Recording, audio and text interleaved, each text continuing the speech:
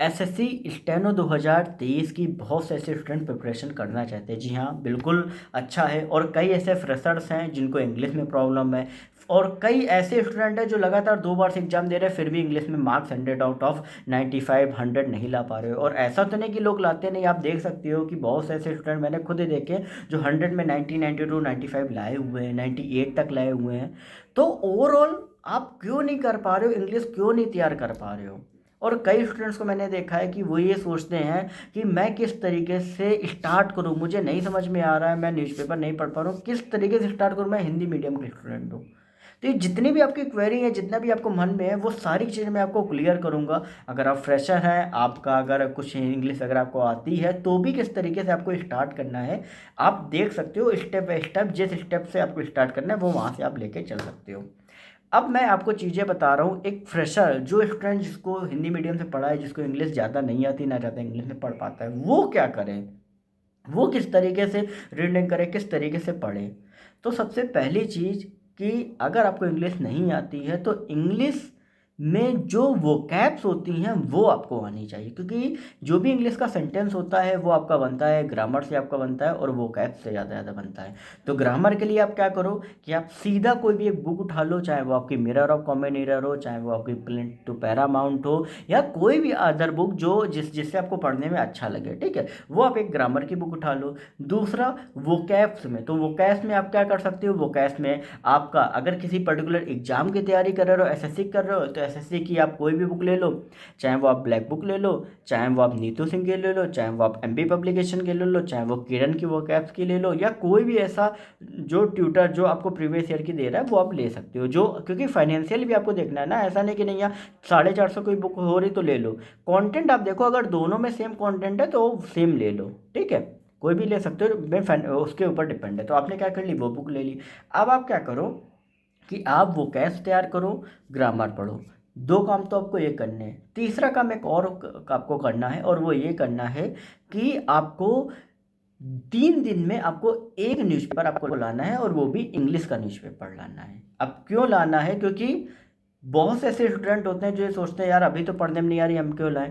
क्योंकि अभी क्या होता है ना कि अगर आपसे कह दिया जाए कि इंग्लिश न्यूज़पेपर देखे, यार एक काम करो इसमें वो मैच का यार देख के बता दो, यार मैच का क्या स्कोर रहा, आईपीएल का है वो, या फिल्म स्टार का वाला बता दो, तो वो तो आप क्या कर लोगे, नहीं भी पढ़ में आ रहा तो फटाफट से अपने दिमाग से लगा के उसको पूरा मतलब समझ जाओगे। करते हो कि नहीं करते, जितने भी फ्रेशर्स होते हैं करते हैं। तो लेकिन अब यहाँ पे क्या करना है कि यहाँ पे इस तरीके से कुछ नहीं करना है, ना ज़्यादा फिल्म वाला कोई पेज पढ़ना है, ना क्रिकेट का पढ़ना है। आपको क्या करना है कि 3 दिन में आपको एक न्यूज़पेपर लाना है। और डे फर्स्ट आपको क्या करना है, उन 3 दिनों में बताऊँ, डे फर्स्ट आपको क्या करना है कि आप पेपर खोलो। आपका पेपर जो रहता है जितने भी पेजेस का उस डिवाइड कर लो कि भैया 3 दिन में मुझे इतने इतने पेजेस पढ़ने हैं। खोलो, खोलने के बाद पढ़ने की कोशिश करो। नहीं समझ में आ रहा है ना, पढ़ो। पढ़ने में आप ये देखो कि मैं मतलब क्यों नहीं समझ में आ रहा हूँ, अच्छा ये वो कैप्स नहीं आ रही हैं, इसको अंडरलाइन कर लो। फिर इसके बाद क्या करो, फ़ोन तो हाथ में रहते रहता है, तो खटाक से वो कैप्स देख लो। पेन लिए रहो, खटाक से वो कैप्स देख लो, क्योंकि मतलब समझ में आने, खटाक से वो कैप्स देखे लिख लिया, ठीक है, आगे पढ़े ये पूरा पढ़ लिया। क्योंकि वो कैप्स लिखोगे ना तो वो सेंटेंस आपके दिमाग में रहेगा, तो वो आपके दिमाग में चलता रहेगा। पढ़ लिया पूरा, हाँ ये पूरा वो कैप्स मैं पे लिख के हो गया, ठीक है, वो पूरा पेज कंप्लीट। अब क्या करो कि जो डे फर्स्ट का आपने बताया कि भाई इतने पेज पढ़ने, वो कंप्लीट हो गया। और उन सारी वोकैब्स को क्या करो, एक अपना कॉपी बना लो, उसमें सारी वोकैब्स आप नोट कर लो। डे 2 में आपको सेम करना है, नोट कर लिया। डे 3 में करना है, नोट कर लिया। आपको एक चीज़ पता है क्या कि पेपर में कोई भी अलग से वोकैब्स नहीं आती है, डेली वही जो आपकी वोकैब्स, वही जो आपके वर्ड्स होते हैं वो आपके रिपीट होते हैं। तो जब आप वो सारी चीज़ें लिखोगे ना तो उनके सिनोनिम्स, आपकी सारी चीज़ें तैयार होनी स्टार्ट हो जाएंगी।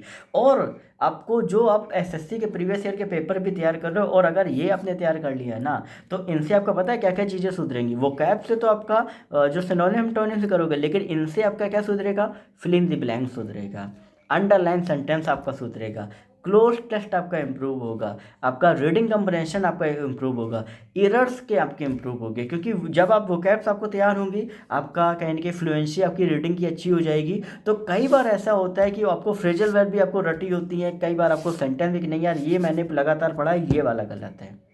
ये चीज़ें आपको ध्यान में लानी है।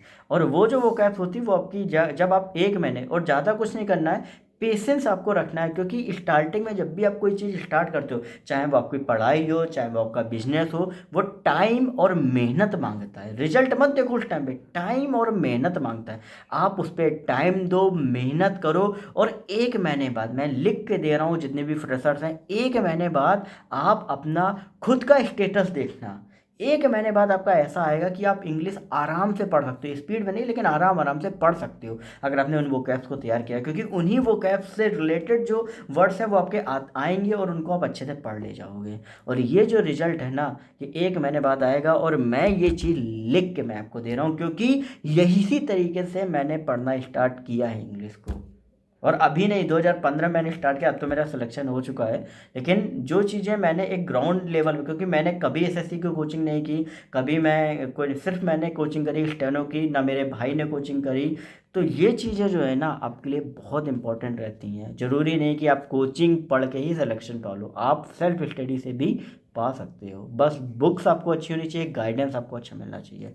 समझ गए बात? तो अगर आपको ये जानकारी वीडियो अच्छा लगा तो प्लीज़ चैनल को सब्सक्राइब करके बेल नोटिफिकेशन आइकन ऑल पे कर लेना, सारी अपडेट्स मिलती रहेंगी। कोई भी क्वेरी है तो इंस्टाग्राम पर सरकारी नौकरी वाले बाबा टाइप करके पूछ सकते हो। बाकी टेलीग्राम ग्रुप को ज्वाइन कर लेना, डिस्क्रिप्शन में लिंक है, सारी अपडेट्स वहाँ पर भी मिलती रहेंगी।